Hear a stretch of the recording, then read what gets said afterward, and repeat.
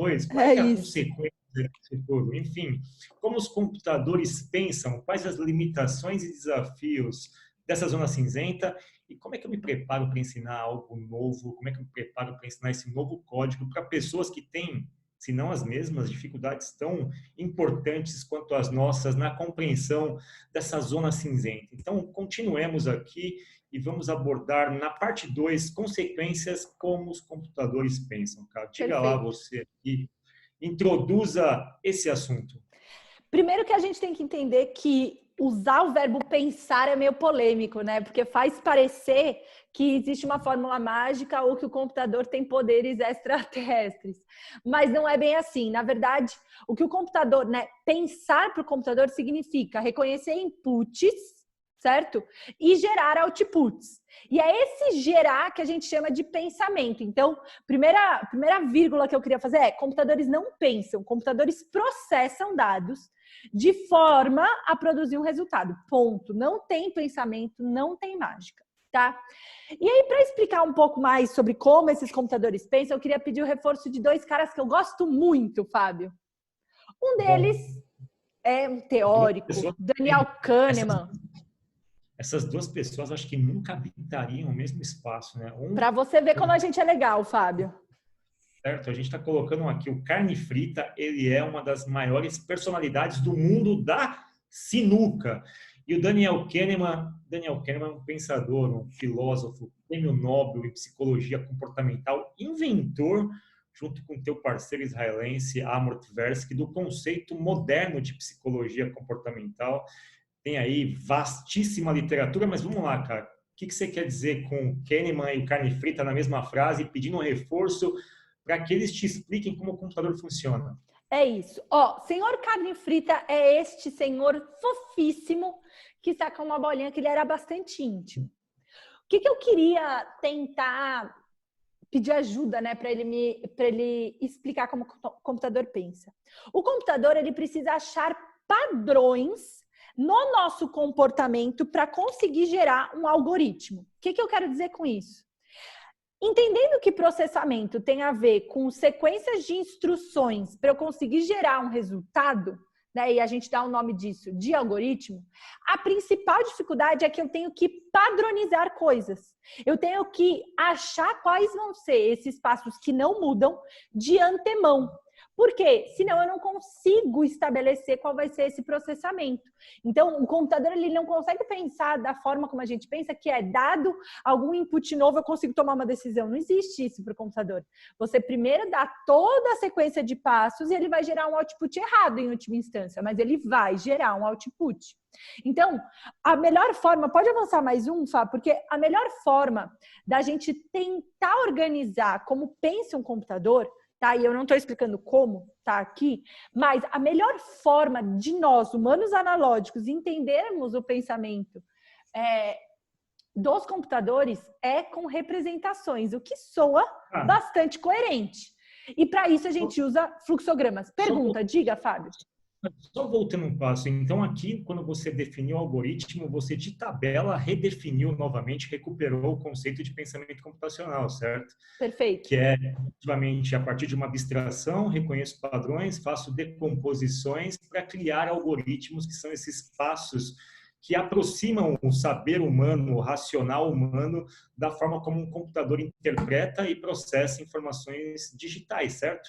Perfeito. Então, você representou isso e você disse para a gente, então, que um computador precisa desse sequenciamento lógico infinito e isso se dá efetivamente através de formas geométricas aqui, definindo cada uma das ações definidas dentro de um algoritmo. Explica para o pessoal o que o Carne Frita fazia, então, como é que ele analogicamente ali no seu jogo com oponente aplicava pensamento computacional executando um algoritmo de altíssima precisão, tanto que ele ficou 20 anos sem perder, né?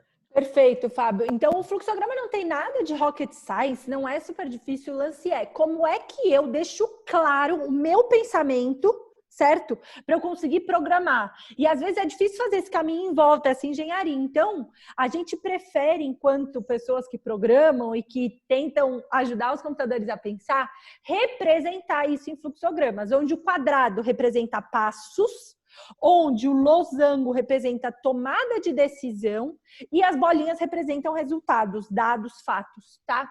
Então, o que o carne frita fazia? Ele primeiro observava... Calma aí, faz de conta que eu sou o adversário do carne frita. Você é a carne frita e eu sou o adversário. Vamos lá. Tá. Então, eu ia deixar você jogar, eu ia observar uma jogada sua. Você ia jogar. Aí eu ia entrar numa decisão, que é, eu já entendi como que esse cara joga? Se eu não entendi, eu vou jogar, eu vou ficar observando mais uma jogada. Entendi agora? Não. Mais uma. Entendi agora? Não. Mais uma. Até o momento, saquei você. Entendi como meu adversário joga. Então, a partir deste momento, eu vou criar a minha estratégia. Primeira coisa que eu vou fazer é observar como as bolas estão na mesa de sinuca. Eu vou criar uma estratégia para o estilo do jogador e vou começar a jogar. Pá, pá, pá, pá, pá. Com base nesse jogo, eu vou decidir se essa estratégia funcionou ou não. Se funcionou como eu sou carne frita, as minhas estratégias são infalíveis, eu entendo que sim, eu venci. Se ela não resolveu, eu vou aprender com essa estratégia e potencialmente vou usar para o próximo oponente. E aqui é importante fazer uma vírgula, Fábio, antes de passar para você, que é, olha o nível de abstração. Quando eu falo abstração, é isso aqui. O que é entender a estratégia de um jogador? Isso é abstração. O que é criar uma estratégia? Eu vou ter que, quando eu vou para o computador, criar essas abstrações, porque quase todos esses verbos não existem. Eu vou ter que descrever o que significa entender a jogada de um adversário. Eu vou ter que descrever o que é criar uma estratégia. Então, aqui tem muito pensamento analógico, mas a representação, ela se apoia no meu pensamento digital. O que você acabou de descrever aqui para mim, se eu estiver errado, me corrija, é a definição básica de como um computador aprende a tal inteligência artificial, certo?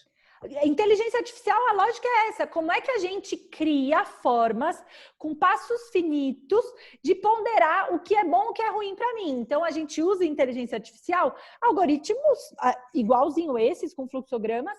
A diferença é que eu tenho um pouco mais de estatística, um pouco mais de probabilidade. Porque eu vou ter que definir o que é entendi, o que é estratégia, tá? Então, é exatamente isso, Fábio. Explica mais uma coisa, como é que você determina a quantidade de jogadas que você vai observar do teu adversário, cara? Exato, não tem como, é uma abstração. Então, o que normalmente a gente vai entendendo? Talvez o carne frita, e eu posso tentar criar um algoritmo que faça isso, de tanto já ter jogado, já tem um número na cabeça dele. Então, quando o número de jogadas for maior do que X, ele começa a fazer o dele. Ele pode deixar esse número estático ou não. Mas o que interessa aqui é eu conseguir representar o meu pensamento para você, Fábio, que é um outro humano que vai usufruir desse raciocínio ou dessa lógica, conseguir me entender. Porque a grande dificuldade do processamento digital, de representações, é eu deixar ele claro quais são as decisões que eu estou tomando. Então, o fluxograma é um recurso que muitas pessoas podem, né, olhar para ele como um negócio, nossa, lápis e papel, uns quadrados, mas ele é um ótimo recurso visual para a gente conseguir colocar em formas mais tangíveis o que é esse processamento digital, para que eu entenda como o computador pensa, que é a nossa pergunta central. Diria, então, que o fluxograma é uma espécie de tradutor, certo, cara? Perfeito. Perfeito. E aí entra o meu segundo reforço, Fábio. Este senhor também muito simpático, Daniel Kahneman, ele diferenciou racionalidade de inteligência, certo? Quer me ajudar nessa?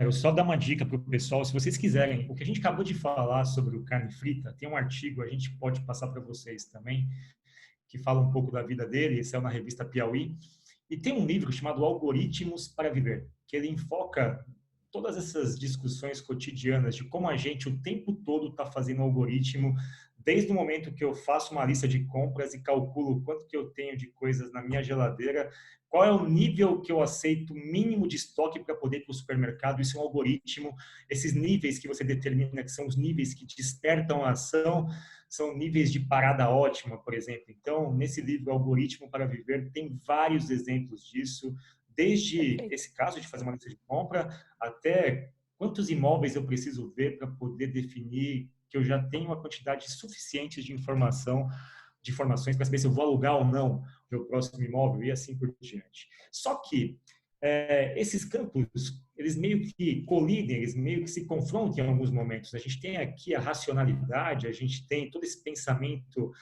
abstrato e analógico, e o Kahneman ele trouxe mais variações para a mesa. Ele trouxe o seguinte, ok, nesse mundo nem tudo é matemática, nesse mundo nem tudo é tão previsível assim, justamente pelas traquinagens da mente.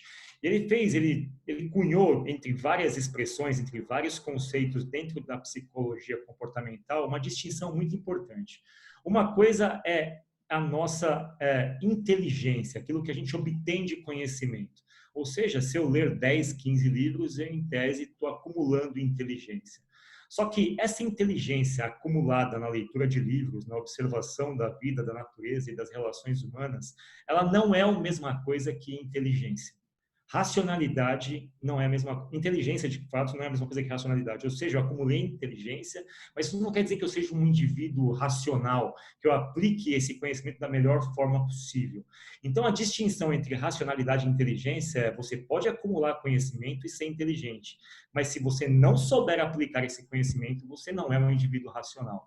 Então, Ótimo. de nada valeria a observação e a inteligência de jogo do carne frita se ele não soubesse colocar aquilo em função de uma aplicação real, racional. Então, o que o Kahneman diz é, não basta você fazer treinamentos, cursos, ler livros, se você não souber fazer a ponte do mundo inteligente para o mundo racional, certo, Camila? Perfeito. E é por isso, Fábio, por que a gente colocou esse ponto aqui? Porque vocês, muitas vezes, vão se deparar com algoritmos, certo? E às vezes alguns escondidos. E é difícil para a gente compreender, e não é porque a gente não é inteligente ou a gente se sente burro, porque a gente não sabe, mas é porque quando eu estou programando, quando eu estou ensinando o computador a pensar, eu estou colocando aplicações na minha inteligência. E aí a sua racionalidade é diferente da minha. Então você, senhor Fábio Ribeiro, com toda certeza absoluta, porque você já fez isso, eu sei, escreveria um algoritmo diferente para representar a estratégia do carne frita. Tudo bem?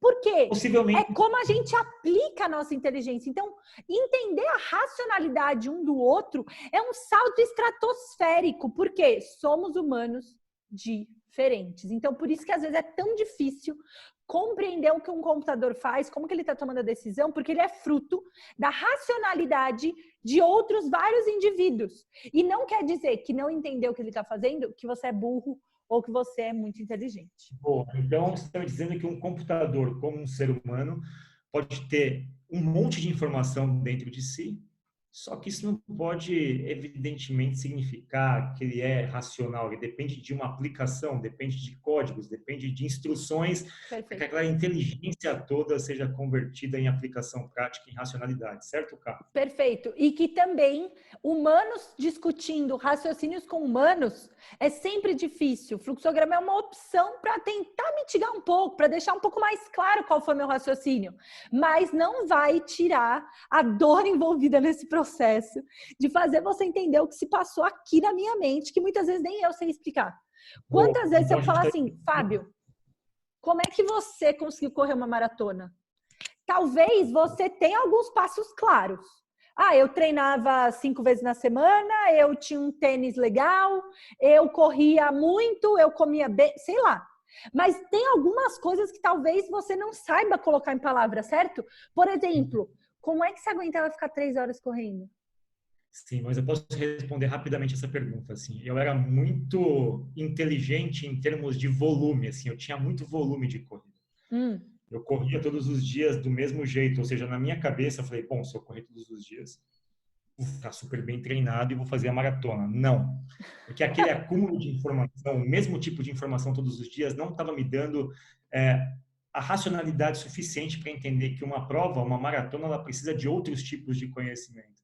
Então, a partir do momento que eu mudei o meu treino e mudei as instruções que eu dava para o meu treino especificamente, eu consegui chegar no resultado que foi correr uma maratona. Ou seja, não é só acumular informação, é tentar acumular informação, aplicar filtros nessa informação para que ela se converta num produto, naquele produto que você pretende, obviamente, consumir lá no final das contas, no meu, a maratona. Então, só ler livro ou só correr não me faria correr uma maratona, porque eu teria que entender como é que funcionava o jogo maratona aplicar os filtros corretos, como fez o Carne Frita, fazer o fluxograma adequado, na medida certa, para poder chegar no meu objetivo. Por isso que inteligência, volume de informação, não significa racionalidade.